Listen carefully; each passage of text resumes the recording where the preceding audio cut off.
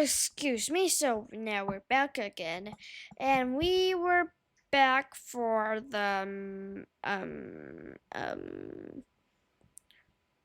we used rivers, did we? Um, um,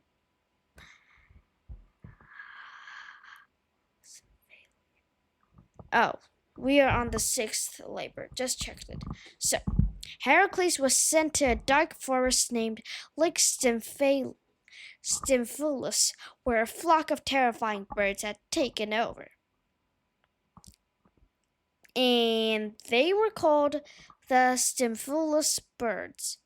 No, I'm just joking. They're called the Stymphalian birds, and they pooped poison from the sky. And their people couldn't farm or live in peace.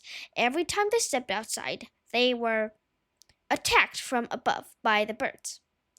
And Heracles entered the swampy forest, but it was so thick with trees and vines he couldn't even see the birds. So who came to help?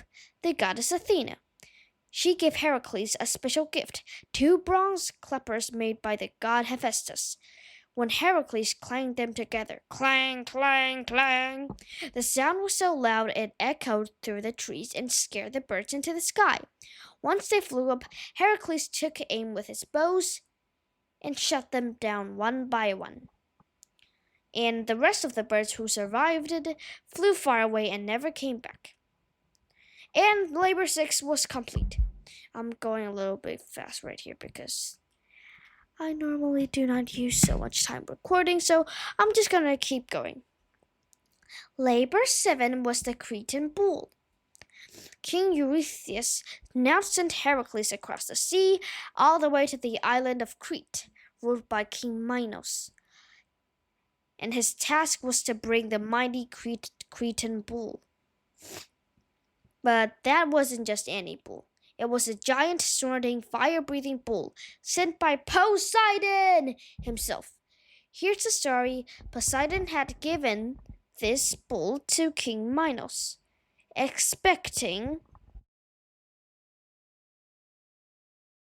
but Minos thought it was too beautiful, so he kept it instead. And Poseidon, furious at being disrespected,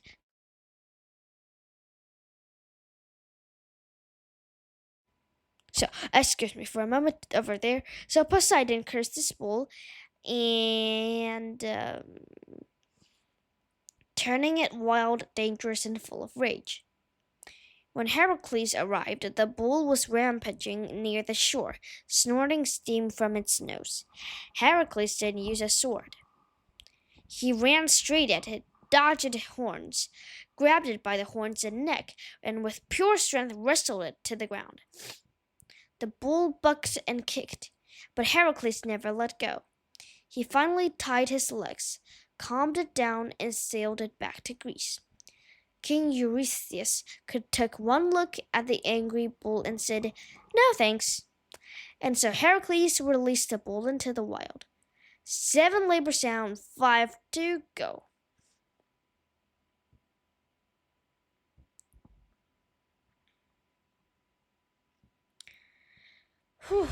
Labor number 8.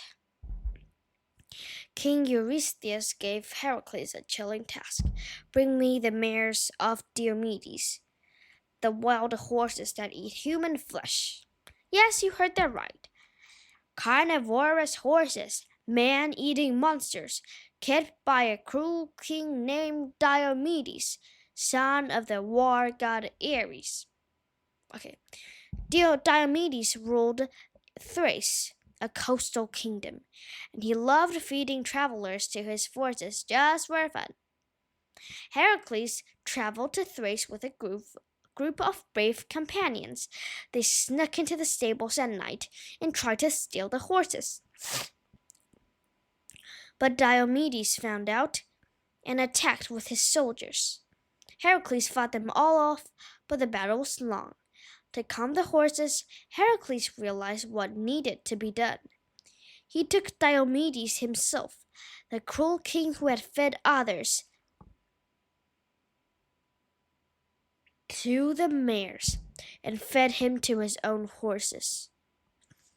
And it worked. The mares became calm, quiet, and peaceful. Okay, labor number 8 completed. Labor number 9 was different. Eurystheus had a daughter named Admete, and she wanted something very special. The belt of Hippolyta, ruler of the Amazons, a tribe of fearless women.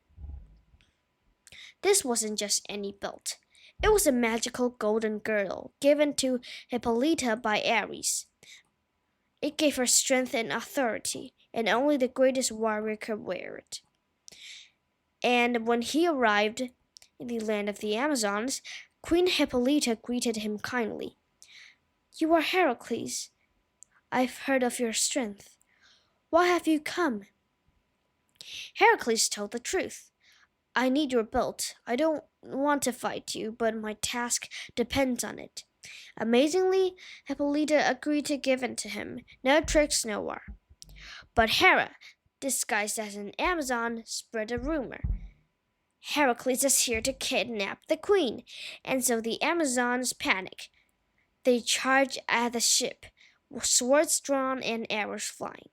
A battle broke out. Heracles fought bravely, but was heartbroken. In the chaos, Hippolyta was killed. He took the belt, but not with pride. He had wanted peace.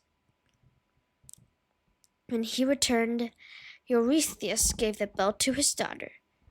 But Heracles remembered how the truth had been twisted. Another labor done, but not every victory feels like one. For labor number 10, King Eurystheus gave a task that would take Heracles to the very edge of the known world. "Bring me the cattle of Geryon. These wasn't just any cows, and Geryon wasn't just any men. Geryon was a giant with 3 bodies, 3 heads, and 3 sets of arms and legs, all connected at the waist. He lived far in the west, beyond the land of the setting sun, on an island called Erythea. Guarding the cattle was Orthrus, a 2-headed dog with a brother of Cerberus, and a deadly herdsman named Euryston. To get there, Heracles crossed deserts, climbed mountains, and traveled through the blazing sun. At one point, he got so frustrated with the heat, he shot an arrow at the sun. The sun god Helios actually admired his boldness. As a gift, Helios gave Heracles a golden cup big enough to sail across the ocean. Heracles used the cup to reach the island, where he faced the 2-headed dog, which he defeated by her club. The herdsman also taken down, and finally Geryon himself. Geryon attacked with 3 swords at once, but Heracles, quick as lightning, dodged left, struck right, leapt above, and finally fired an arrow dipped in the Hydra's poison through all 3 hearts at once. And Geryon fell. And Heracles gathered the cattle and herded them way back to the mountains. And after all that, along the way he built great landmarks, including what people now call the Pillars of Heracles, known today as the Rock of Gibraltar. After all that, King Eurystheus took the cattle. And Hera, as the goddess of cows, she made sure they escaped it and wandered off.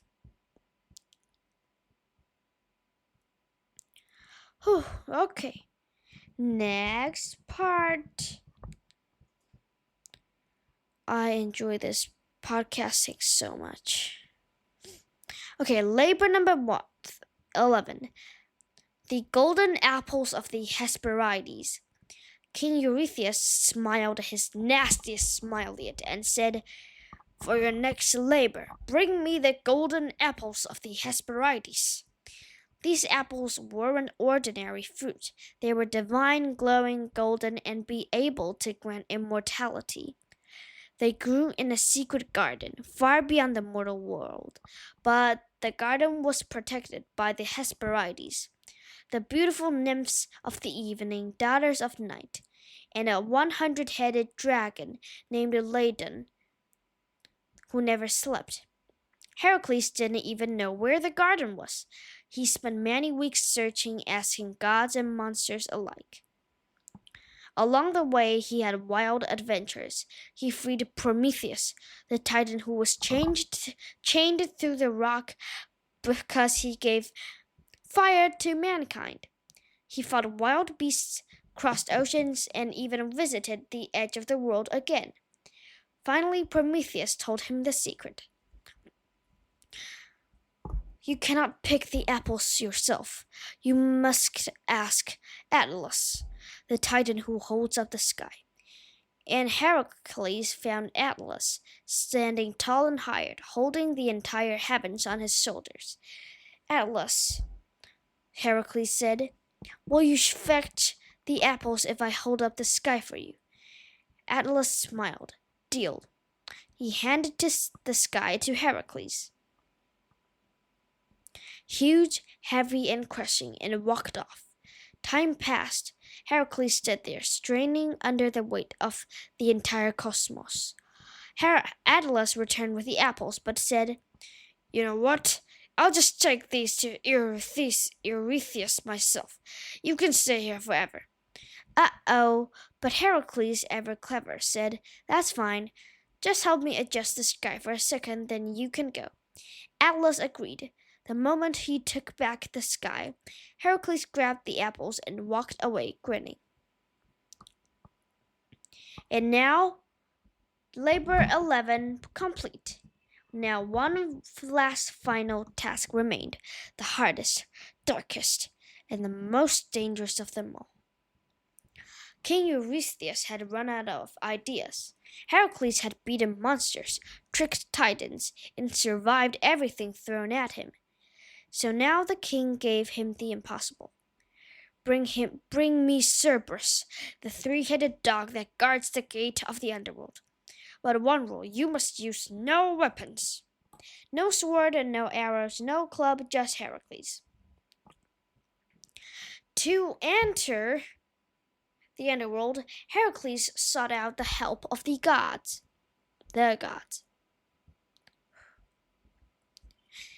He found Hermes, the god of travelers, and Athena, who had helped him before. Together they guided him to a hidden cave, a path to the world of the dead. Deep down into the darkness he went, past the river Styx, where souls floated like shadows, past ghosts, lost heroes, and even his old friend Meleager, who asked Heracles to marry his sister, Deianira, when he returned. Then came the throne of Hades, the king of the dead. Why have you come, son of Zeus? Hades asked. Heracles bowed. I've come to borrow Cerberus, and I swear to return him unharmed. Hades agreed, but only if Heracles could take Cerberus without hurting him. There he was, Cerberus, a massive dog with 3 snarling heads, a snake for a tail, and a breath that smelled like death itself. Heracles slowly approached. Cerberus growled, then leapt.